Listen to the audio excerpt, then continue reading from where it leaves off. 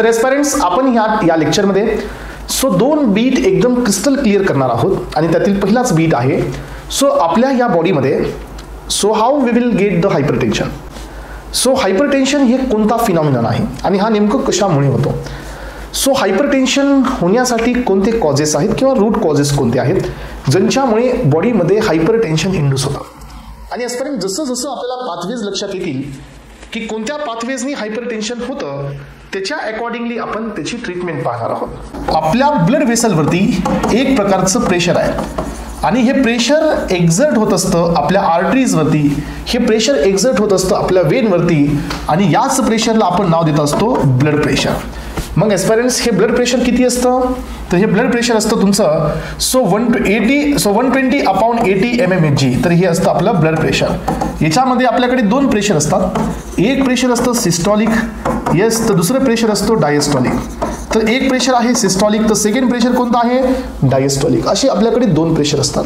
मग आता आपण पाहू की हे प्रेशर नेमकं कसं काम करत आहे. हे कशा पद्धतीने आपल्या बॉडीवरती एक्झर्ट होतं आणि हे कसं आपण याला इनहिबिट करायला जाणार आहोत. तर एस्पायरंट्स खूप मोठा मेकॅनिझम आहे, मी म्हणतो खूप जास्त मोठा मेकॅनिझम आहे. तर आधी समजून घ्या मग पुढे चला. तर एस्पायरंट्स तुम्हाला सर्वांना माहिती आहे की आपल्या बॉडीमध्ये blood pressure is controlled by the autonomic nervous system.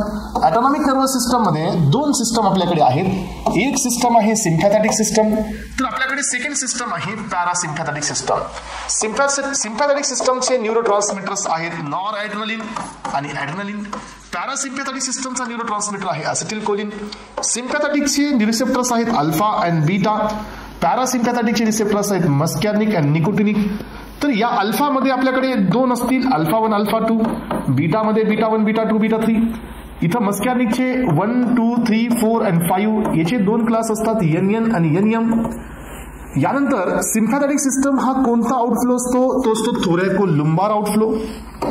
याचा अर्थ काय पेरेंट्स की याच्यामधून जे क्रॅनियल नर्व किंवा जे स्पायनल नर्व रिलीज होतात तर हे क्रॅनियल आणि सॅक्रल रिजन मधून रिलीज होत असतात.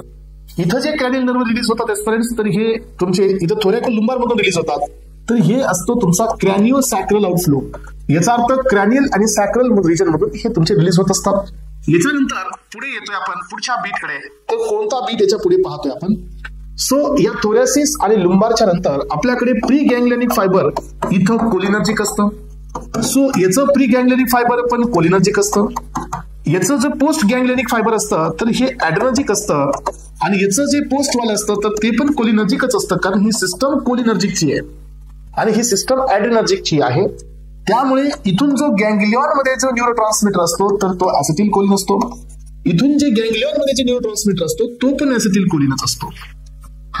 पण सायनॅप्स मध्ये जो न्यूरोट्रान्समीटर असतो एस्पेरेंट्स याच्या तर तो ॲड्रेनालिन आणि नॉर ॲड्रेनालिन असतो. पण याचा पोस्टवाला बी कोलिनर्जिकच असल्यामुळे सायनॅप्स मध्ये जो न्यूरोट्रान्समीटर असतो तर तो ॲसिटिलकोलिन असतो. म्हणून ही कोलिनर्जिक सिस्टम आहे. तर एस्पेरेंट्स ही ॲड्रेनर्जिक सिस्टम आहे ज्याच्यामध्ये ॲसिटिलकोलिन हे एक्सेप्शन आहे कारण जरी सिस्टम सिम्पॅथॅटिक असेल तरी प्री गँग्लियनिक फायबर हा कोलिनर्जिकच असतो. म्हणून हा डिफरन्स आपण याच्या आधी पण क्लिअर केलेला आहे. तर एस्पेरेंट्स हा डिफरन्स आता सांगण्याची काय गरज आहे कारण आपण त्याला आताही त्याच अँगलने घेत पुढे चाललेले आहोत. त्याच्यासोबत एस्पेरेंट्स अजून एक बेसिक तुम्हाला माहिती असायला पाहिजे की जर रिसेप्टर हा GS आहे आणि जर कार्डियाक वरती असेल तर हा कॉन्ट्रॅक्शन करतोय. हे बेसिक तुम्हाला दिलेलं आहे लास्ट लेक्चर मध्ये. जर रिसेप्टर हा GI आहे तर तो इनहिबिशन करतोय. यानंतर पहा एस्पेरेंट्स जर रिसेप्टर GS आहे आणि जर तो स्मूथ मसल वरती आहे तर तो रिलॅक्सेशन करतोय आणि जर रिसेप्टर एस्पेरेंट GQ आहे आणि तो जर ब्लड वेसल वरती असेल याच्यामध्ये दोन एक आहे M3 आणि H1 तर तो रिलॅक्सेशन करतो. हे आपण बेसिक पाठीमागच्या जनरल फार्माकोलॉजी मध्ये पाहिले होते. सगळ्यांना हे बेसिक आठवत असेल. आता आपण नवीन सेट बनवायला चाललोय. हे चॅप्टरचा एक सेट आहे आणि तो सेट क्लिअर झाला तरच पुढे जाता येतं आपल्याला. पहा मग आता एस्पेरेंट्स हायपर टेन्शन कसं आपल्या बॉडीमध्ये होतं तर हे पहा. तर हा आपला एक सेंट्रल नर्वस सिस्टम म्हणजे नर्वस सिस्टमचा पार्ट आहे. त्यातील हा ब्रेन म्हणजे द सेंट्रल नर्वस सिस्टम. यानंतर इथं मी ड्रॉ करत आहे हा स्पायनल कॉर्ड. स्पायनल कॉर्ड मध्ये पहिली रिजन आहे सर्वायकल, सेकंड रिजन आहे थोरॅसिस, थर्ड रिजन आहे लुंबार आणि लास्ट रिजन आहे that is sacral. Cervical, thoracic, lumbar and sacral. मग आता याच्यामध्ये जो तुमचा हा रिजन आहे एस्पेरेंट्स इथून हा न्यूरॉन रिलीज होत आहे तर हे कोणतं रिजन झालं सांगा तर हे थोरॅसिस आहे. थोरॅसिस मधून हा तुमचा न्यूरॉन रिलीज होत आहे तरी हा न्यूरॉन सिम्पॅथेटिक सिस्टमचा आहे, पण हा गँग्लियॉनच्या आधीच असल्यामुळे हा प्री गँग्लियॉनिक असेल. तर हा सिम्पॅथेटिक सिस्टम पण असेल तर हा कोणाचा आहे, असिटिल कोलिनचाच आहे. तर हा थोरॅसिस रिजन आहे, सिम्पॅथेटिक सिस्टम आहे. सिम्पॅथेटिक पण असेल तर प्री वाला कोण आहे, कोलिनर्जिक आहे. कोलिनर्जिक असेल तर इथून रिलीज कोण होते, असिटिल कोलिन. तर हे कलेक्शन ब्रेन आणि स्पायनल कॉर्डच्या बाहेर आहे, त्यामुळे ह्या कलेक्शनला आपण नाव दिलेलं आहे गँग्लियॉन. सो याच्यानंतरचा हा नेक्स्ट आहे तुमचा दुसरा न्यूरॉन, आणि हा न्यूरॉन असतो post ganglionic collection of the nerve fibres outside the central nervous system. This is called as a ganglion. आता हा पोस्ट सुरू झालेला आहे एस्पायरन्स. याच्यानंतर याचं पण टर्मिनल येईल, हा तुमचा एक्झॉनचा पार्ट आहे, आणि this is your end nerve terminal. आणि एंड नर्व टर्मिनल मध्ये तुम्ही पाहिलंय की फिनाइलॅलेनिनचं कन्वर्जन, सो टायरोसिन मध्ये टायरोसिनचं कन्वर्जन, एल डोपा मध्ये एल डोपाचं कन्वर्जन डोपामिन मध्ये, डोपामिनचं कन्वर्जन नॉर ॲड्रेनालिन मध्ये, आणि कॅल्शियमच्या हेल्पनी सो हे नॉर ॲड्रेनालिन तुमचं सायनॅप्स मध्ये. ओके, मग आता इथून जसा ॲसिटिल कोलिन रिलीज होतो तर इथं न्यूरॉन वरती असतात एन कोण आहेत, निकोटिनिक न्यूरोनल रिसेप्टर्स आहेत. तर हे निकोटिनिक न्यूरोनल रिसेप्टर्स या डेंड्राइट्स वरती प्रेझेंट असतात. ॲसिटिल कोलिन यांना ऍक्टिव्हेट करतो, त्यामुळे सोडियम चॅनल्स इथं ओपन होतात. सोडियम चॅनल मध्ये गेल्यानंतर सो इथं जो निगेटिव्ह चार्ज असतो -70, तर तो -55 ला येतो एस्पायरन्स. तर तिथं टीपी अटेंड होतो. टीपी काय असतो तर एक थ्रेशहोल्ड पोटेन्शियल असतं, जिथं तुमचे व्होल्टेज गेटेड सर्व चॅनल्स ओपन होतात. आणि व्होल्टेज गेटेड सगळे चॅनल्स ओपन झाल्यानंतर हा पॉझिटिव्ह चार्ज मध्ये येतो, आणि पॉझिटिव्ह चार्ज इज बिकम +30 ला चार्ज गेल्यानंतर हा न्यूरॉन फायर करतो एस्पायरन्स. इथं जी रिजन असते दॅट इज एक्झॉन हिलॉक, ही रिजन या चार्जला फायर करते, आणि हा चार्ज इथून ट्रान्सपोर्ट होत असतो, नोड्स टू नोड ट्रान्सपोर्ट होत असतो. अशा प्रकारची इथं मायलिन शीथ असते, आणि हा रिच आउट होतो एंड टर्मिनलला, आणि याच्या थ्रू कॅल्शियम मध्ये येतं, आणि नाव the nor adrenaline will be in the synapse. हा, तर आपण हे पाहतोय की हायपर टेन्शन, बॉडीमध्ये हायपर टेन्शन येण्यासाठी कोणत्या प्रोसेसेस आहेत, आणि हे समजल्यानंतरच आपल्याला जावं लागेल याच्या ड्रग्सकडे. मग आता इथं हा अल्फा-2 रिसेप्टर असतो, हा इनहिबिटरी नेचरचा असतो. मग आता याची पॉसिबिलिटीज पहा. इथं तुमचा ट्रान्सपोर्टर असतो दॅट इज द नेट. मी तुम्हाला सांगितलं होतं की सीव्हीएस तुम्हाला समजून घ्यायचं असेल तर एनएस तुम्हाला क्लिअर असायला पाहिजे. सीव्हीएस जर तुम्हाला समजून घ्यायचं असेल तर एनएस क्लिअर असायला पाहिजे. एनएस शिवाय सीव्हीएस क्लिअर होत नाही. हे पहा, आता आपण हे पाहतो की याच्या किती पॉसिबिलिटीज आहेत पहा. एक पॉसिबिलिटी आहे की या या नॉर ॲड्रेनालिनला मोनो अमायनो ऑक्सिडेजने मेटाबोलाइज केलं जाईल. सेकंड पॉसिबिलिटी आहे की या नॉर ॲड्रेनालिनला कॅटेकोल ओ मिथाइल ट्रान्सफरेज यांनी मेटाबोलाइज केलं जाईल. थर्ड पॉसिबिलिटी आहे की हे नॉर ॲड्रेनालिन या रिसेप्टरवरती काम करेल आणि याचं सिंथेसिस कमी करेल किंवा रिलीज कमी करेल, कारण हा इनहिबिटरी आहे. नेक्स्ट पॉसिबिलिटी आहे की याच्याने हा नॉर ॲड्रेनालिन वापस मध्ये जाईल. सो ही एक मेकॅनिझम आहे, ही एक मेकॅनिझम आहे, सो ही थर्ड मेकॅनिझम आहे, आणि ही फोर्थ नंबरची मेकॅनिझम आहे. एवढ्या पॉसिबिलिटी याच्यासोबत असू शकतात. त्यासोबत एक्सपिरियन्स इथंच हे थांबणार नाही, तर हा नॉर ॲड्रेनालिन तुमच्या जाईल डायरेक्टली किडनीच्या असणाऱ्या जे ॲपॅरेटस वरती. तर हा कुठे चालला जाईल, जे ॲपॅरेटस वरती चालला जाईल. एक्सपिरियन्स जे ॲपॅरेटस हे काय आहे, जे म्हणजे असतो एक्स्ट्राग्लिनरल ॲपॅरेटस, ज्याच्यावरती β1 रिसेप्टर प्रेझेंट असतो, आणि हे β1 रिसेप्टरला ऍक्टिव्हेट करेल, आणि इथून तुमचं रिलीज होईल प्रोरेनिन. हा रिलीज करेल प्रोरेनिन. तर एस्पायरन्स प्रोरेनिनचं कन्वर्जन एन्झायमॅटिकली किंवा नॉन एन्झायमॅटिकली कशामध्ये होईल सांगा, सो रेनिन मध्ये होईल. आणि रेनिन हा कोण असतो, तर रेनिन हा एक प्रोटिओलायटिक एन्झाईम असतो. येस, तर एस्पायरन्स लक्षात ठेवायचं की रेनिन हा एक कोण आहे, रेनिन हा एक प्रोटिओलायटिक एन्झाईम आहे. मग आता याच्या पुढे या नेक्स्ट बीट कडे. सो आपल्या लिव्हरमध्ये, येस आपल्या लिव्हरमधून एक पेप्टाइड जनरेट होत असतो, आणि या पेप्टाइडचं नेम असतं अँजिओटेन्सिनोजन हा असतो. आणि हा अँजिओटेन्सिनोजन जो आहे एस्पायरन्स, तर याच्याकडे 12 पेप्टाइड्स असतात. याला नाव द्यायचं डिओडेका पेप्टाइड्स. आणि हा एक प्रोटिओलायटिक एन्झाईम आहे एस्पायरन्स, म्हणजे हा प्रोटीनला तोडणारा असतो, पेप्टाइड बॉन्डला तोडणारा असतो. तर इथून हा 2 पेप्टाइड्स किंवा 2 अमायनो ऍसिड्स इथून स्प्लिट करतो, आणि याचं कन्वर्जन होतं अँजिओटेन्सिन 1 मध्ये. येस, अँजिओटेन्सिन 1 मध्ये. आता अँजिओटेन्सिन 1 मध्ये हा कन्वर्ट झालेला आहे. तर त्यानंतर मग आपल्याच बॉडीमध्ये एक दुसरा एन्झाईम असतो, दॅट इज ACE, डायपेप्टाइल पेप्टिडेज हा एक एन्झाईम असतो जो इथं प्रेझेंट आहे. आणि हा अँजिओटेन्सिन मधून पुन्हा 1 मधून 2 पेप्टाइड्स पुन्हा हा रिमूव्ह करतो एस्पायरन्स, आणि इथं तयार होतो अँजिओटेन्सिन, येस अँजिओटेन्सिन 2, तर हा या ठिकाणी तयार होतो. अँजिओटेन्सिन 2 हा जो आहे तर हा इथं रेडी झालेला आहे. मग हा अँजिओटेन्सिन 2 इथून तुमचा डिसेंड करतो सो किडनीकडे. येस, हा कुठे जातोय आता? किडनीकडे. किडनीच्या वरती जो आपल्याकडे लेअर आहे एस्पेरेंट्स, हा लेअर आहे that is the adrenal gland. Adrenal gland मध्ये 3 लेअर असतात. सो ऍक्च्युअली त्याचे 2 लेअर असतात. त्यातल्या बाहेरच्या ह्या 3 असतात कॉर्टेक्सच्या, आणि ही मधली लेअर असते एस्पेरेंट्स मेडुल्लाची. तर ह्या कॉर्टेक्स मध्ये सगळ्यात आउटर असते झोना ग्लोमेरुलासा, सेकंड असते झोना फॅसिक्युलेटा, आणि ही सगळ्यात मधली असते झोना रेटिक्युलारिस. अशा 3 लेअर असतात. ग्रेट, समजते सगळ्यांना हा base? Yes, are you getting my point? हा.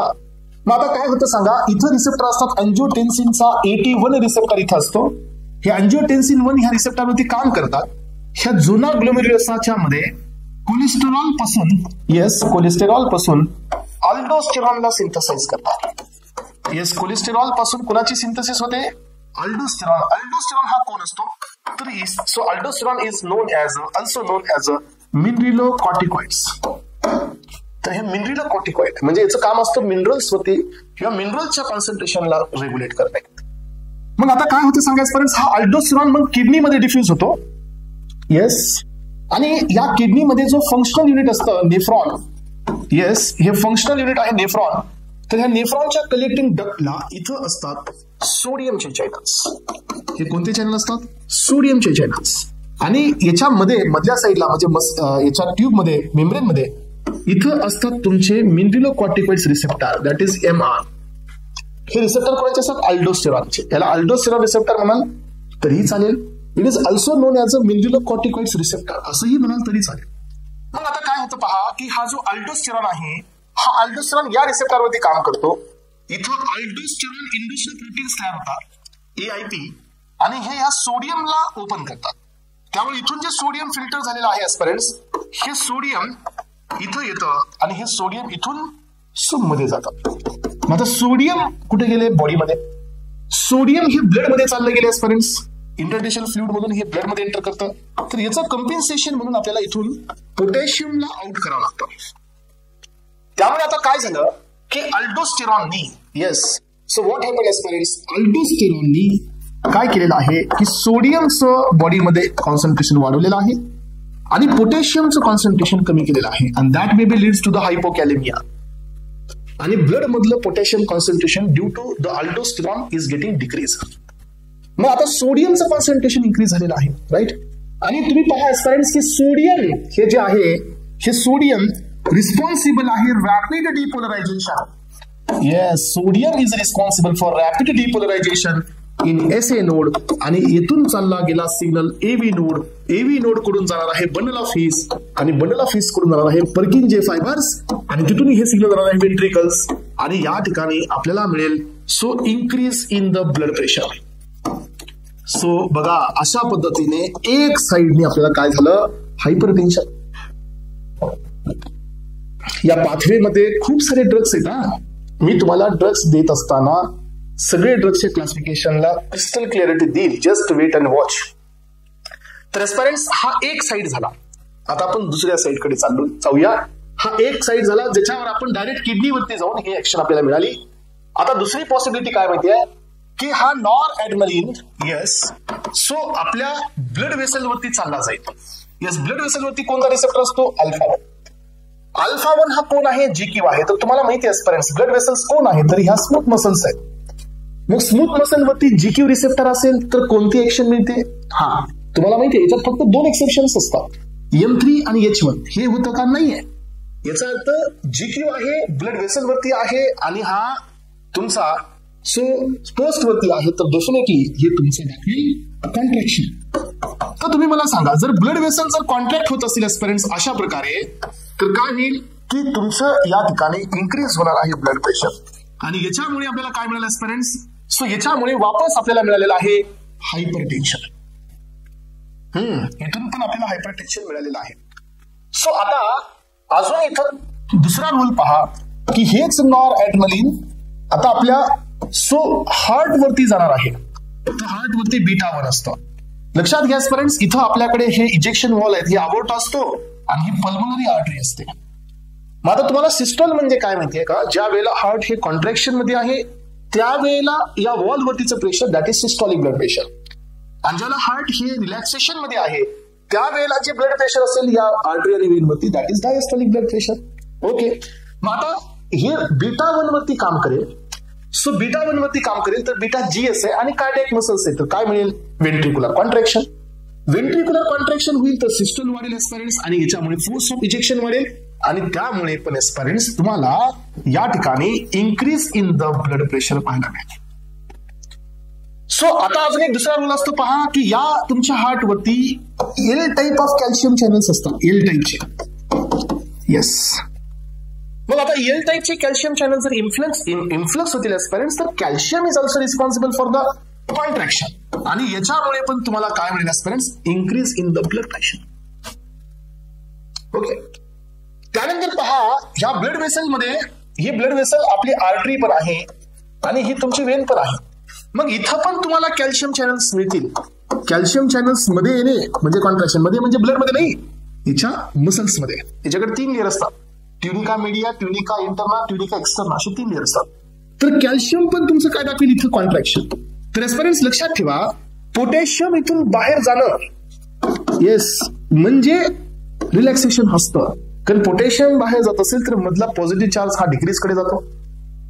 पॉझिटिव्ह चार्ज डिक्रीज कडे जात असेल एस्पिरंट्स तर आपल्याला हायपर पोलरायझेशन मिळतं आणि त्यामुळे रिलॅक्सेशन होतं. पण काय होतं की जर पोटॅशियम चार्ज हा बाहेर जात नसेल एस्पिरंट्स, त्याच्यामुळे पण होत असतं कॉन्ट्रॅक्शन, आणि हे कॉन्ट्रॅक्शन कॅल्शियमचं मध्ये येणे आणि पोटॅशियमचं बाहेर न जाणे याच्यामुळे पण काय वाढत असतं एस्पिरंट्स, इन्क्रीजिंग द ब्लड प्रेशर. याच्यामुळे पण आपल्याला ब्लड प्रेशर वाढत असतं, लक्षात घ्या. मग आता आपण अजून एक कॉन्सेप्ट कडे जाऊया. सो पुढची कॉन्सेप्ट काय माहिती एस्पिरंट्स, की हा जो नॉर ऍड्रेनलिन आहे, जर हा बीटा 2 रिसेप्टर वरती काम करत असेल तर हा तर GS आहे. तर बीटा 2 GS हे स्मूथ मसल आहे आणि हा करत असतो वेझोडायलेशन. तर एस्पिरंट्स वेझोडायलेशनमुळे हा एकच रिसेप्टर असतो जो ब्लड प्रेशरला कमी करतो. तर ही ऍक्शन नॉर ऍड्रेनलिनच्या जागी तुम्ही काय घ्या, ऍड्रेनलिनला ही ऍक्शन असते. हे एक रिसेप्टर फक्त वेगळा आहे बीटा 2 वाला, कारण हे हायपोटेन्शन करतो, हा इन्क्रीजिंग द ब्लड प्रेशर नाही करत असतो. तर एस्पिरंट्स तुम्ही मला सांगा की या सगळ्या प्रोसेसनी तुम्हाला काय लक्षात आलं, एक सिस्टम झाली इकडून या किडनीवरून aspirants, this is called as a RAS system. ह्या सिस्टमला नाव द्यायचं renin angiotensin aldosterone system. This is what the RAS system, कारण का इथं रेनिन ऍक्टिव्हेट झाला, त्याच्याने अँजिओटेन्सिन ऍक्टिव्हेट झाला, त्याच्याने अल्डोस्टेरॉन ऍक्टिव्हेट झाला, that may be leads to the increasing the blood pressure. तर या सगळ्या अप्रोचेसनी एस्पिरंट्स अजून एक पॉइंट आहे लक्षात ठेवा, अजून एक बीट तुम्हाला इथं मी सो याच्या साईडला देतो एस्पिरंट्स. हे पहा की आता आपल्या हार्टनी ब्लड इजेक्ट केलाय, तर एस्पिरंट्स ब्लड इजेक्ट करतं, तर या ठिकाणी 1100 ml ब्लड पर मिनिट हे कुठे येत आहे, तर पर मिनिट हे ब्लड किडनीकडे येत आहे. येस, पर मिनिट हे ब्लड कुठे आहे, तर पर मिनिट हे ब्लड किडनीकडे पोहोचत आहे. मग आता तुम्हाला माहिती आहे की हे ब्लड आहे किडनीमध्ये, एक साईडला येणारी आर्टरी असते, दिस इज द एफेरेंट आर्ट्रिओल्स. ही असते इफेरेंट आर्ट्रिओल्स, इथं असतात filtration units that is the podocytes, आणि हे ब्लड इथून पोहोचतंय तर इथं त्याचं फिल्ट्रेशन होत आहे. तर पर मिनिट फिल्टर होत असतो 125 ml पर मिनिट, आणि बाकीचं ब्लड इथून वापस जातं. This is called as a GFR, glomerular filtration rate. मग आता होतं काय पहा की जसं इथून फिल्टर झालंय एस्पिरंट्स, सो तसं हे फिल्टर झालेला अमाऊंट जो असतो हा एक्सक्रीशन कडे न जाता हा फिल्टर झालेला अमाऊंट इथून वापस कुठे जातो, ब्लड मध्ये. आणि दिस प्रोसेस इज कॉल्ड रिअब्झॉर्प्शन. मग आता रिअब्झॉर्प्शन झाल्यामुळे पुन्हा काय झालं, पुन्हा या ठिकाणी ब्लडचा व्हॉल्यूम वाढतो एस्पिरंट्स, आणि ब्लड व्हॉल्यूम वाढत असेल तर पुन्हा आपल्या बॉडीमध्ये पुन्हा प्रेशर वाढते, that is leads to the hypertension. म्हणजे किडनीमध्ये रिअब्झॉर्प्शन होणे हे पण एक हायपरटेन्शनचं रिझन आहे. सो अल्फा 1 वरती काम करणे हे पण एक हायपरटेन्शनचं रिझन आहे, बीटा 1 वरती काम करणे हे पण एक हायपरटेन्शनचं रिझन आहे, ब्लड वेसल वरती कॅल्शियम ओपन होणे हे पण एक हायपरटेन्शनचं रिझन आहे. सो एस्पिरंट्स आपल्याकडे असे किती रिझन्स आहेत, खूप सारे रिझन्स आहेत. सो रिअब्झॉर्प्शन होण्यासाठी बऱ्याच गोष्टी असतात आपल्या बॉडीमध्ये. हायपोव्हॉल्युमिया झाला, रिनलिशेमिया झाला, तर काय होतं की बॉडी ही रिअब्झॉर्प्शन करते. आणि ह्या सगळ्यांमुळे आपल्याला काय मिळालं सांगा, ह्या सगळ्यांमुळे आपल्याला एक प्रॉब्लेम झालेला आहे एस्पिरंट्स, अँड दॅट इज हायपरटेन्शन. म्हणजे ब्लड प्रेशर हे सो सिस्टॉलिक ब्लड प्रेशर हे सो इथं झालं 150 सो अपाऊन सो 150 अपाऊन 110 असं झालं, म्हणजे हे हायपरला चाललं गेलेलं आहे. हा, तर आता काय करायचं म्हणून मला सांगा. तर एस्पिरंट्स हे झाला रूट कॉज ज्याच्यामुळे हायपर टेन्शन बॉडीमध्ये पॉसिबल होतं. दिस आर द पॉसिबिलिटीज ज्यांच्यामुळे बॉडीमध्ये हायपर टेन्शन येतं. मग आता या हायपर टेन्शनला आपल्याला स्टॉप करायचंय. हे हायपर टेन्शन आपल्याला नको आहे. हे हायपर टेन्शन आपण काय करायचंय सांगा. हे हायपर टेन्शन आपल्याला या ठिकाणी ब्लॉक करायचंय. मग आता तुम्ही मला सांगा कोणत्या अशा प्रोसेसेस आहेत. सो एस्पिरंट्स आपल्याकडे खूप साऱ्या प्रोसेसेस आहेत, राईट. मग आता हे हायपर टेन्शन ब्लॉक करण्यासाठी आपल्याला जावं लागेल रूट कॉज वरती. हे पहा, ही सगळी कहाणी इथून तर सुरू झालेली आहे. मग आता तुम्ही विचार करा, कारण हे जर कॉन्सेप्ट तुमच्या लक्षात नाही आल्या तर तुम्ही ड्रग्सला क्लासिफाय नाही करू शकत, राईट. ड्रग्सला क्लासिफाय नाही करू शकत. मग आता सो बरं एक मिनिट फ्रेंड्स, याला समजून घेण्याआधी इथं थोडस मला या रिअब्झॉर्प्शनचे रिझन सांगू द्या, म्हणजे अजून थोडंसं क्लिअर होईल. तर ह्या पीसीटी मध्ये ह्या पीसीटी असतो तर इथं एक एन्झाईम असतो दॅट इज कार्बोनिक अनहायड्रेट जो रिअब्झॉर्प्शन करतो. ह्या असेंडिंग लूप ऑफ हेनलीवरती ट्रान्सपोर्टर असतो ज्याच्यामध्ये सोडियम पोटॅशियम आणि 2 क्लोराइड एकदाच येत असतात. दिस इज सोडियम पोटॅशियम 2 क्लोराइड को ट्रान्सपोर्ट असतो ज्याच्यामुळे रिअब्झॉर्प्शन होतो. ह्या कलेक्टिंग डक्ट वरती ह्या डिस्टल कन्व्हर्टेड ट्यूब वरती सोडियम आणि क्लोराइड येतं, म्हणजे हा सोडियम क्लोराइड सिम्पल असतो ज्यामध्ये इन्फ्लक्स करतो. यानंतर इथं सोडियमचे चॅनल्स असतात ज्याच्याने सोडियम मध्ये येतं. याला ओपन करणारा कोण असतो, अल्डोस्टेरॉन असतो. इथून पोटॅशियमचे चॅनल्स असतात, इथून पोटॅशियम बाहेर जातं आणि हे आहे रिअब्झॉर्प्शन साठी. हा आहे रिअब्झॉर्प्शन, हे आहे रिअब्झॉर्प्शन, हे पण आहे रिअब्झॉर्प्शन. ह्या साइट्स असतात डायरेटिक्स मध्ये. सो आता पाहायचं आपल्याला ह्या सगळ्यांमुळे आपल्याला काय मिळालं आहे फ्रेंड्स. या सगळ्यांमुळे आपल्याला हायपर टेन्शन पाहायला मिळालेलं आहे. Now we wanted to block each and every step from the causes of hypertension. हा, तर आता आपल्याकडे hypertension he is main culprit of this noradrenaline. आलं लक्षात. मग आता तुम्ही ना सर की मेटाबॉलिझम वाढवूया आपण, तर तुम्हाला माहिती आहे की हे आपण याला ठीक आहे आपण याला म्हणू शकतो हे मेटाबॉलिझम वाढत असेल तर हा इनॅक्टिव्ह होईल आणि हायपरटेन्शन होणार नाही. पण हे रॅशनल असेल का नाही, तर we can give this type of the drugs. Second की CYMT ऍक्टिव्हेट करणं आपण हे देऊ शकतो. नो, आपण हे पण ड्रग्स नाही देऊ शकत. नेक्स्ट एस्पिरंट्स नेटला ऍक्टिव्ह करणं जेणेकरून रिॲक्टेक फास्ट होईल आणि इथलं कॉन्सन्ट्रेशन कमी होईल. हा ड्रग देऊ शकतो, नाही देऊ शकत. तर एस्पिरंट्स मग आपण ड्रग्स कोणते देऊ शकतो. हे नॉरएड्रेनालिनचा जो स्टोरेज वाला जो असतो ना VMAT2 ट्रान्सपोर्टर त्याचा ब्लॉकर देऊ शकतो, दॅट इज रिझरपाइन. रिझरपाइन पहा, राउल्फिया सर्पेंटिना, छोटा चांद, कोग्नोसी मध्ये तुम्ही ऐकलं असेल. येस, इंडोल अल्कोलाइट मधला हा क्लास आहे. Rauwolfia serpentina belong to family apocynaceae, तिथून हा ड्रग येतो. That is the reserpine. हा इथं VMAT2 चा इनहिबिटर असतो आणि त्याच्यामुळे नॉरएड्रेनालिनचं स्टोरेज कमी होतं आणि that is the reason reserpine will act as a anti hypertensive agent. So यानंतर आपण रिलीजला ब्लॉक करू शकतो, ही पण पॉसिबिलिटी आहे. सिंथेसिसला ब्लॉक करू शकतो, ही बी पॉसिबिलिटी आहे. अदरवाइज एस्पिरंट्स आपल्याला नॉरएड्रेनालिनच्यामुळे हायपरटेन्शन होत आहे तर तुम्ही पहिलाच ड्रग देऊ शकता, तो म्हणजे ह्या अल्फा 2 चे अगोनिस्ट. येस, तर एस्पिरंट्स हे एकच क्लास आहे जो की आपण अँटागोनिस्ट न देता आपण अगोनिस्ट देतोय. Still we are getting decreasing the hypertension. Why we are giving these two drugs as agonists? Because alpha 2 receptor, GI nature, 3-synaptic agonist करा, inhibitory effect मिळेल. That is why हे दोन ड्रग असतात central सिम्पॅथोलायटिक्स. Yes, तुम्ही जाऊन पहा विकास set मध्ये classification बघा, तुम्हाला अल्फा 2 चे अगोनिस्ट हे कोण मिळतात, लायटिक मध्ये मिळतात. इव्हन दो दिस ड्रग्स हे अगोनिस्ट आहेत सिम्पॅथेटिकचे, तरी हे लायटिक आहेत.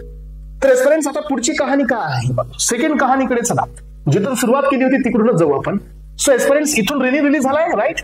तर एस्पिरंट्स आपल्याला रेनिनचं काय मिळाले, प्रो रेनिनचं काय मिळाले रेनिन. तर आपल्याकडे पहिलाच क्लास येतो एस्पिरंट्स, तो असतो डायरेक्ट रेनिन इनहिबिटर्स. हा, हे ड्रग्स आहेत आपल्याकडे, ॲलेस्किरम, इनाल्किरम, हे कोण आहे, हे डायरेक्ट रेनिन इनहिबिटर्स आहेत.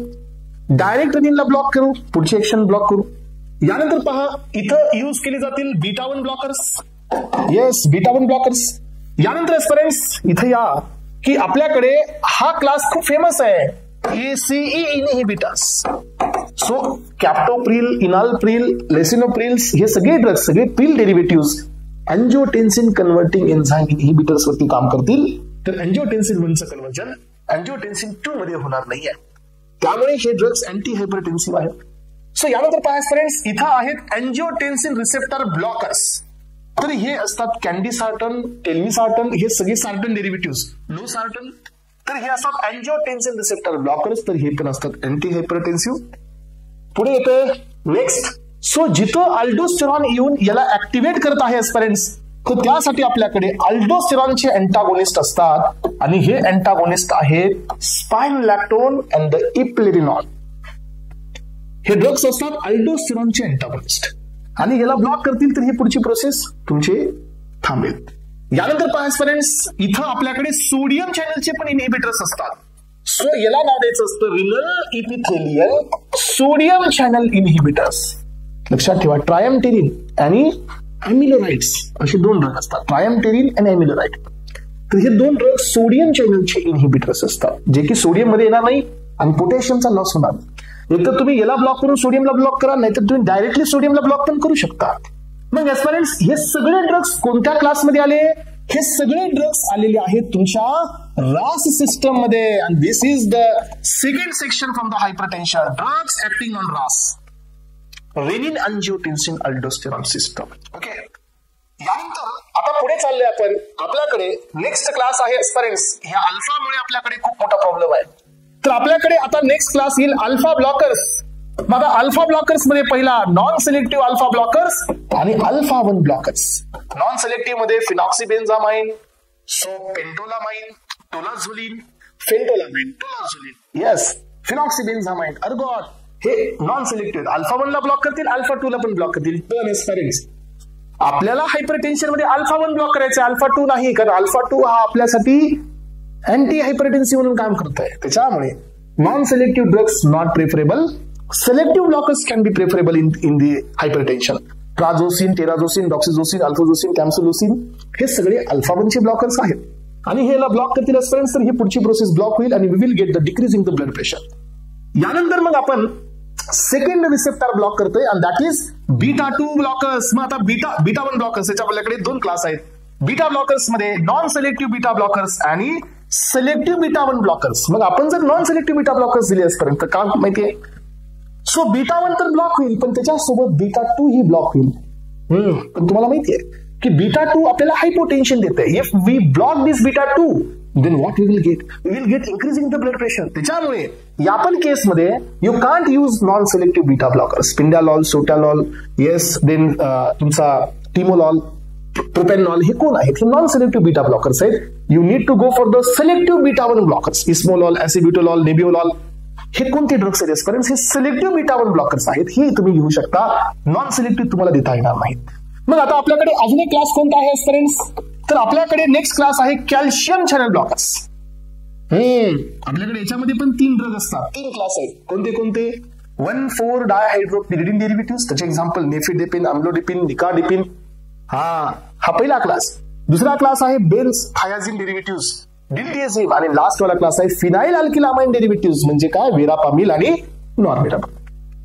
तर कॅल्शियम चॅनल ब्लॉकर्स इथेही द्या आणि हे कॅल्शियम चॅनल ब्लॉकर्स तुम्ही इथंही द्या. यानंतर फ्रेंड्स आपल्याकडे नेक्स्ट क्लास आहे पोटॅशियम चॅनल ओपनर.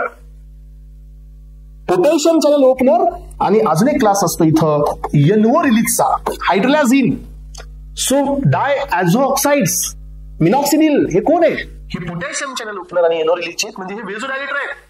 आणि फ्रेंड्स अजून एक ड्रग असतो आपल्याकडे आर्टरी आणि वेनला डायलेट करणारा, दोघांना डायलेट करणारा. काही आर्टरी डायलेटर आहेत, काही वेन डायलेटर आहेत. वेन मध्ये कोण आले? नायट्रेट्स.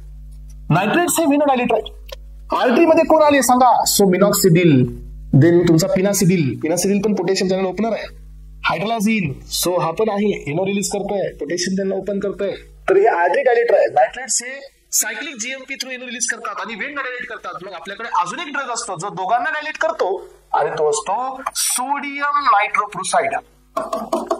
तो सोडियम नायट्रोप्रोसाइड असतो जो आर्टरी आणि वेन दोघांचा डायलेक्टर असतो. तर हे पण एक इमर्जन्सी मध्ये युज करणारा अँटी हायपरटेन्सिव्ह ड्रग आहे. बघा फ्रेंड्स, हे सगळे ड्रग्स तुम्ही बघा, हे सगळं क्लासिफिकेशन तुम्हाला माहित आहे.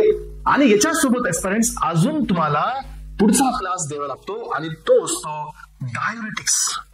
मग आता डायुरेटिक्स पण अँटी हायपरटेन्सिव्ह आहेत का? हा. जर तुम्ही बॉडीमध्ये जे किडनीमध्ये जे फिल्ट्रेशन होते, हे फिल्ट्रेशन तुम्ही रिअब्सॉर्ब नाही होऊ देत असाल तर फिल्ट्रेशन झालेला अमाऊंट एक्सक्रीट होईल. आणि जर तो एक्सक्रीट होत असेल तर ब्लड व्हॉल्यूम कमी होईल. आणि ब्लड व्हॉल्यूम कमी होत असेल तर ब्लड प्रेशर ही कमी होईल. म्हणून तुम्ही काय द्याल? डायुरेटिक्स. मग डायुरेटिक्स मध्ये पहिला क्लास असतो so carbonic anhydrase inhibitor. Second class असतो लूप डायुरेटिक्स. थर्ड क्लास असतो थायाझाइड्स. आणि लास्ट वाला क्लास असतो पोटॅशियम स्पॅरिंग डायुरेटिक्स. हे 4 क्लास आले. आणि अजून एक क्लास असतो एस्पारिन इथं काम करणारा, दॅट इज ऑस्मॅटिक डायुरेटिक्स. मॅनिटॉल, ग्लिसरॉल, आयसोसार्बाइड. हे ऑस्मॅटिक डायुरेटिक्सचा क्लास आहे. हे हाय सिलिंग डायुरेटिक्स आहेत. सोडियम पोटॅशियम 2 क्लोराइड को ट्रान्सपोर्ट इनहिबिटर. याच्यामध्ये सगळ्यात मेन असतो फ्युरेसिमाइड. कार्बोनिक अनहायड्रेज, ऍसिटाझोलामाइड, ड्रोझोलामाइड, ब्रिंझोलामाइड हे असतात. थायाझाइड्स मध्ये हायड्रोक्लोरथायाझाइड, थायाझाइड्स. सो हे सगळे त्याचे आणि थायाझाइड्स लाईक डेरिव्हेटिव्ह असतात. आणि हे पोटॅशियम स्पॅरिंग म्हणजे काय? पोटॅशियमला प्रिझर्व करणारे, म्हणजे याला आउट न होऊ देणारे म्हणजे कोण असतात? हे सोडियम चॅनलचे ब्लॉकर्स आणि अल्डोस्टेरॉनचे अँटागॉनिस्ट. तर हे असतात डायुरेटिक्स. आणि एवढं सगळं झाल्यानंतर अजून एक क्लास असतो friends, alpha and beta blockers. हा, तर लॅबेटेलॉल नावाचा एक ड्रग आहे आपल्याकडे जो दोघांना ब्लॉक करतो. कार्बिडायलॉल आहे, तो बी दोघांनाही ब्लॉक करतो. हा पण क्लास अँटी हायपरटेन्शन मध्ये आहे. फ्रेंड्स एवढे सर्व ड्रग्स हे एका मेकॅनिझमवर काम करताय. This is called anti hypertension. Yes, तुम्ही सांगा आता. तर तुम्हाला मी या ठिकाणी एकदा रिकॉल करून सांगतो की किती ड्रग्स आपण वापरले. पहिला क्लास वापरला अल्फा 2 एगोनिस्ट. दुसरा क्लास वापरला बीटा ब्लॉकर्स, नॉन सिलेक्टिव्ह नाही, selective beta blockers. Next class वापरला हा selective alpha 1 blockers. Next class वापरला डायरेक्ट इनहिबिटर. नेक्स्ट क्लास वापरला एसी इनहिबिटर. नेक्स्ट क्लास वापरला angiotensin receptor blocker. Next class वापरला अल्डोस्टेरॉनचे अँटागोनिस्ट. नेक्स्ट क्लास वापरला sodium epithelial channel inhibitors. हे रासवरचे drugs झाले सगळे. त्यानंतर आपण नेक्स्ट क्लास वापरला फ्रेंड्स डायुरेटिक्स वाला. डायुरेटिक्स मध्ये 4 क्लास आहेत. High ceiling diuretics, so carbonic anhydrase inhibitor, potassium sparing diuretics, thiazides सगळेच वापरले. मॅनिटॉल पण, ऑस्मॅटिक पण, हे पण डायुरेटिक्स आहेत अँटी हायपरटेन्सिव्ह म्हणून काम करणारे. सो हे सगळे ड्रग्स काम करतात अँटी हायपरटेन्सिव्ह. आणि कॅल्शियम चॅनल ब्लॉकर्स बी आपण युज केले. आर्टरी डायलेटर पण युज केले फ्रेंड्स. आणि आपण वेन डायलेटर पण युज केले. आणि दोन्ही डायलेटर पण आपण युज केले. हे सगळ्या ड्रग्सचा एकच रोल बॉडीमध्ये असणारे ब्लड प्रेशर डिक्रीज करतात. आणि फ्रेंड्स या पद्धतीने आपला पहिला ओव्हरव्ह्यू इथं कंप्लीट झालेला आहे. Hypertension and anti hypertensive agents.